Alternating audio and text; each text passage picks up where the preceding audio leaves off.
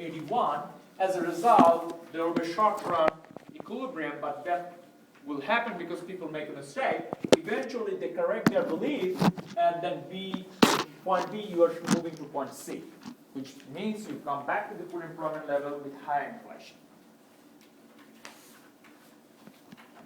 And economy is experiencing inflation. What do you do? Now this one I need to show that.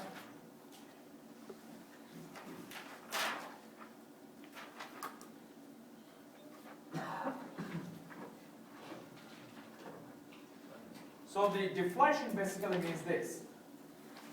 You have aggregate demand, you have short-run aggregate supply curve, you have long-run aggregate supply curve, right? So this would be your benchmark model, but now the economy is in here, 80 prime. So basically you are at point B, which means the output level goes down as well as the price level also goes down. So you are here. It is deflation because initially your price level is P bar, full employment level is YF, now your price level goes down, which is deflation, and your output level also drops. So what policy should you choose? Simply expansionary monetary policy or expansionary fiscal policy. The idea is you need to lift up aggregate demand to restore its original position. Right? So either you can increase G or lower T or actually lower I. That means lower the interest rate. Clear? So go back to demand management policy where we explain all those things. So this will what will happen. Is that clear? Now, the rest of the world, is expanding. What will happen? The rest of the world is expanding means what? Your exports will increase. Exactly. So the rest of the world is doing very good. When they do very good, their income goes up. When their income goes up, they will demand not only the domestic goods but also the foreign goods. So the demand foreign goods basically means the Australian export will go up. Right? If the Australian export goes up, you know what will happen. Starting from the full employment level, this will be the picture. Why? Because aggregate demand is equal to C plus I plus G plus X minus N.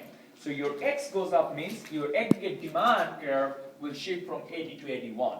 And the rest will follow. You move from A to B and B to C. Okay? Okay. Now, imposing the carbon tax. That's a good debate, right? So tell me what will happen. Price increase will increase the price. Price increase.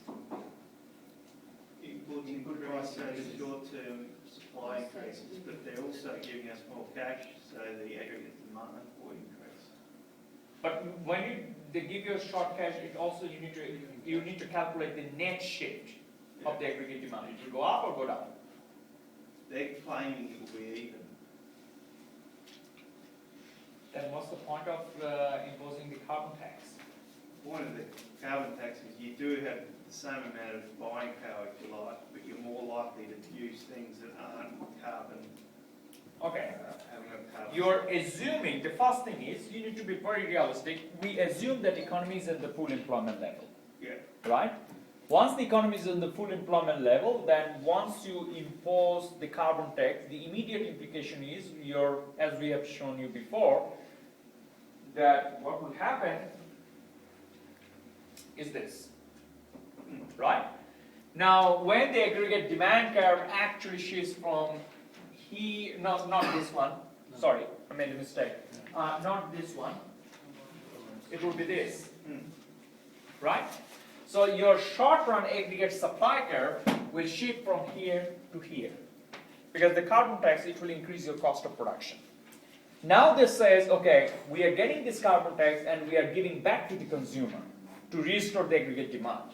So if I want to restore the aggregate demand, basically I want to restore the real GDP to potential GDP, right? I want to restore the potential GDP.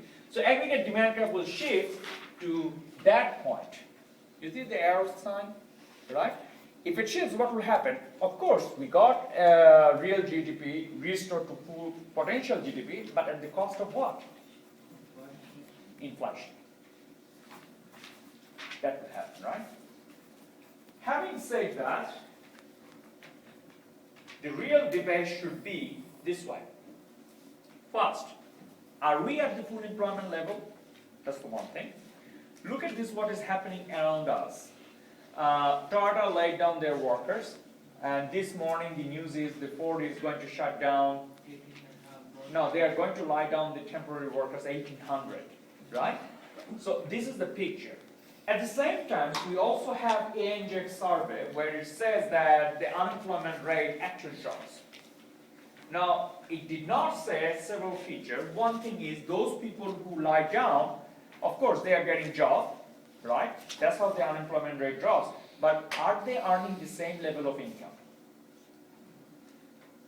The data did not reveal that. If they don't earn it, suppose I lie down from the Toyota, I lose my job, but then I got a job in the restaurant, but I'm not earning the same thing, then my situation is getting worse. Right? So this data did not reveal that. Whether these workers who are getting who are fired and then get a job, whether they're getting, whether they're underpaid or not, is not revealed in the data. As long as it's not revealed, I'm not sure what's happening. But then we can look at the whole world. As I said, U.S. economy is sluggish, is not, growing very well. It's very sluggish at the moment. European Union is dead. You can simply keep your eyes closed and say dead, right? It's very easy at this stage. China, they actually recalculate their estimation, forecasting, and they says that their growth is going down. From initially they forecast 8.7 or something, now it goes to 8.1. So it's going down, right? So the world, if you look at the world economy, is not very encouraging picture. More importantly, if the China is slowing down, that has a bad news for us. Because this is the same China who saved us during the GFC. Now China is a problem, we'll be in problem. Right? That's the one thing. So external sector, when we look at, the picture is not very encouraging. That's the first thing we established. The second thing is, what happens in the domestic economy? Now remember, the policy is designed to shape the expectation, the people's expectation. So my fiscal policy and monetary policy is not just to raise money or to revenue, but to influence the people's expectation. Now let's talk about the monetary policy, how successfully we influence. RBA, when it does not change its interest rate, commercial bank did not follow that.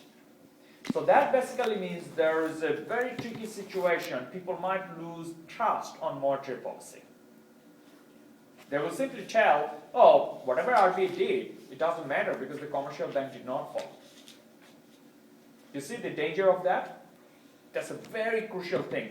And that's why RBA for a while did not do anything. Because they knew what the danger is, that even though the Commonwealth Treasury says they should cut interest, but RBA did not do anything. Because there's a danger of that. If suppose the RBA cut the interest rate, but the commercial bank did not follow, we are in la-la land now. Right? That's the one scenario. The second scenario is our unemployment rate. We are not sure what is happening. Everywhere around us we find